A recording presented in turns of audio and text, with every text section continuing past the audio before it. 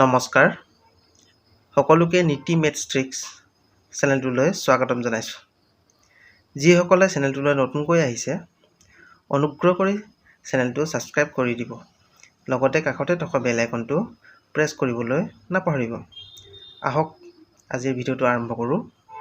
আজিৰ ভিডিঅ'টো HCF highest common factor বা গ-সা-উ গৰিষ্ঠ সাধাৰণ উৎপাদকৰ ওপৰত বনোৱা হৈছে।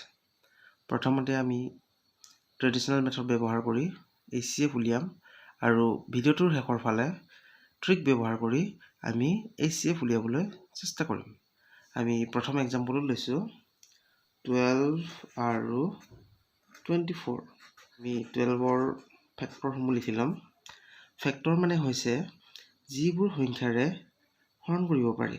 এতিয়া 12ক হৰণ কৰিব পৰা সংখ্যাবোৰ হৈছে 1, 2, 3, 4ও হৰণ কৰিব পাৰি, 6ও হৰণ কৰিব পাৰি আৰু 12ৰেও হৰণ কৰিব পাৰি। এতিয়া আকৌ আমি 24ৰ ফেক্টৰবোৰ লিখি ল'ম। 24ৰ ফেক্টৰবোৰ হৈছে 1ও 24 হৰণ কৰিব পাৰি, 2ও পাৰি, 3ও পাৰি, 4ও পাৰি, 6, 8 আৰু 12। এতিয়া আমাৰ প্ৰথম কামটো হৈছে কমন ফেক্টৰ। আমাৰ ডেফিনেশ্যন HCFৰ ডেফিনেশ্যনতে আছে হায়েষ্ট কমন ফেক্টৰ। আমাৰ ফেক্টৰ ইতিমধ্যে লিখা হৈ গৈছে। এতিয়া আমি নেক্সট কামটো কৰিম, কমন ফেক্টৰসমূহ আমি 12 আৰু 24ৰ কমন ফেক্টৰসমূহ আমি বাছি উলিয়াম। আমাৰ প্ৰথম ইয়াত 1টো কমন আছে, আমি 1টো লিখি লৈছোঁ, 2 আমাৰ কমন আছে, 3 কমন আছে, 4টো কমন, 6টো আমাৰ কমন আৰু আমাৰ নেক্সট 12টো দুটাতে কমন আছে। এতিয়া আমাৰ কমন আৰু ফেক্টৰ ইতিমধ্যে হৈ গৈছে। নেক্সট আমাৰ আছে হায়েষ্ট।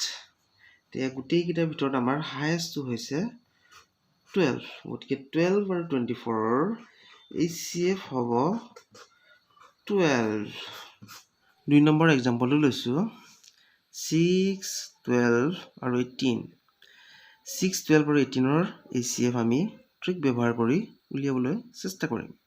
6, 12 আৰু 18ৰ ভিতৰত আটাইতকৈ সৰু সংখ্যাটো হৈছে 6। এতিয়া আমি চেক কৰি চাম এই 6টোৱে যদি বাকীকেইটা সংখ্যাক হৰণ কৰিব পাৰি নে নোৱাৰে আমি প্ৰথমতে চেক কৰি লওঁ। 6এ আমি চালোঁ 6এ 12ক হৰণ কৰিব পাৰি, 6এ আকৌ 18কো হৰণ কৰিব পাৰি, 6এ 6কো হৰণ কৰিব পাৰি। গতিকে 6, 12 আৰু 18ৰ HCF হৈছে 6। 3 নম্বৰ এক্সাম্পলটো লৈছোঁ 8, 20, 28 আৰু 44। আমি এতিয়া 8, 20, 28 আৰু 44ৰ HCF ট্ৰিক ব্যৱহাৰ কৰি উলিয়াবলৈ চেষ্টা কৰিম। এতিয়া এই গোটেইকেইটাৰ ভিতৰত আটাইতকৈ সৰু সংখ্যাটো হৈছে 8। এতিয়া আমি চেক কৰি চাম 8এ বাকীকেইটা সংখ্যাক হৰণ কৰিব পাৰি নে নোৱাৰি। আমি চেক কৰি গম পালোঁ যে 8এ আমাৰ 20ক হৰণ কৰিব নোৱাৰি, 8এ 28কো হৰণ কৰিব নোৱাৰি আৰু 8এ 44কো হৰণ কৰিব নোৱাৰি। তেতিয়াহ'লে আমি কি কৰিম, আমাৰ নেক্সট কামটো হ'ব 8ৰ ফেক্টৰসমূহ আমি লিখি ল'ম। 8ৰ ফেক্টৰসমূহ কি হ'ব, 8 হ'ব পাৰে, 4 আৰু 2।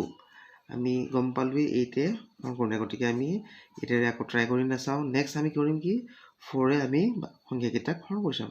4এ 8ক হৰণ কৰিব পাৰি, 4এ 20কো হৰণ কৰিব পাৰি, 4এ 28কো হৰণ কৰিব পাৰি আৰু 4এ 44কো হৰণ কৰিব পাৰি।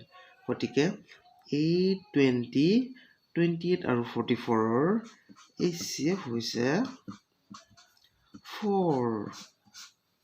আমি 4 নম্বৰ এক্সাম্পলত অলপ ডাঙৰ সংখ্যাৰ HCF ট্ৰিক ব্যৱহাৰ কৰি উলিয়াবলৈ চেষ্টা কৰিছোঁ।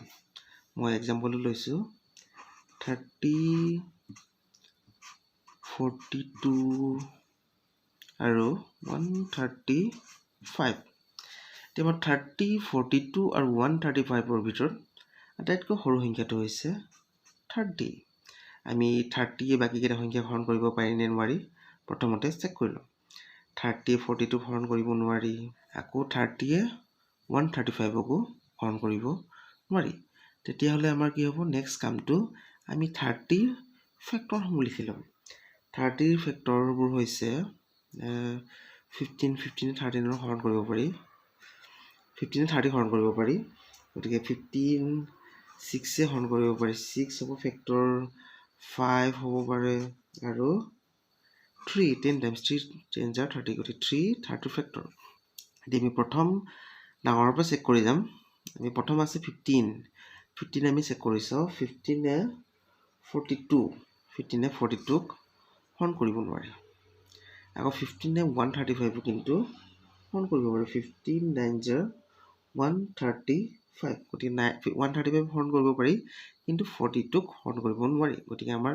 HCF 15 হ'ব নোৱাৰে নেক্সট আমাৰ হ'ব 6 আছে আমি 6 চেক কৰিছোঁ 6 30 হৰণ কৰিব পাৰি 6 42 হৰণ কৰিব পাৰি কিন্তু 6 ফালে হ'ব 6 to 12 15 6 135 কিন্তু হৰণ কৰিব নোৱাৰি তেতিয়াহ'লে আমি আকৌ ল'ম 5ক ল'ম 5 আমি দেখা পালোঁ যে 42 কিন্তু 5 হৰণ কৰিব নোৱাৰি গতিকে আমি 5টো HCF হ'ব নোৱাৰে নেক্সট আমাৰ আছে 3 আমি চালোঁ 3 30 হৰণ কৰিব পাৰি 3 42 হৰণ কৰিব পাৰি 3 135কো হৰণ কৰিব পাৰি গতিকে আমাৰ কি হ'ব 30 42 আৰু 135ৰ HCF হ'ব 3 আমি এইবাৰ ট্ৰিক ব্যৱহাৰ কৰি ডাঙৰ সংখ্যাৰ HCF উলিয়াবলৈ ট্ৰাই কৰি চাওঁ আমি লৈছোঁ 750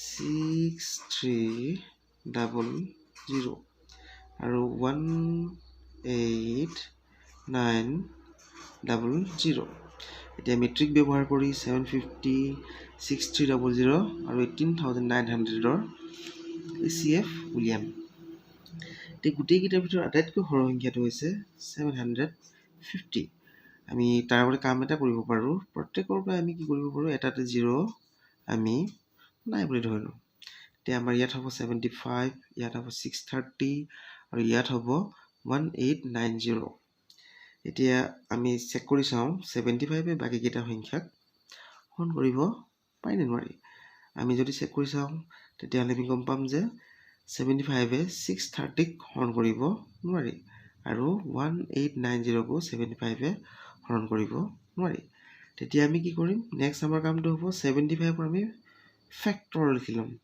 75 ফেক্টৰ আমাৰ 15 5 jar 75 গতিকে আমাৰ 15 এটা 75ৰ ফেক্টৰ আমি 15 বাকীকেইটা সংখ্যাক হৰণ কৰিব পাৰিনে নোৱাৰি এবাৰ চেক কৰি লওঁ 15 75 হৰণ কৰিব পাৰি 15 আমি যদি চেক কৰোঁ আমি গম পাম 630ক 15 হৰণ কৰিব পাৰি আৰু 1890কো 15 হৰণ কৰিব পাৰি গতিকে আমাৰ কি হ'ব 115টো পালোঁ কিন্তু আমাৰ HCF কিন্তু ইয়াত 15 নহয় কিয় নহয় আমি প্ৰথমতে 0 এটা প্ৰত্যেকৰ পৰা এৰি দিছিলোঁ গতিকে আমাৰ HCFটো ইমান হ'ব পাৰে বাৰু আমাৰ HCFটো হ'ব 15 আমাৰ 15টো পাইছিলোঁ ফেক্টৰ হিচাপে কিন্তু যিহেতু আমি এটা 0 এৰি দিছিলোঁ গতিকে আমাৰ HCF হ'ব 150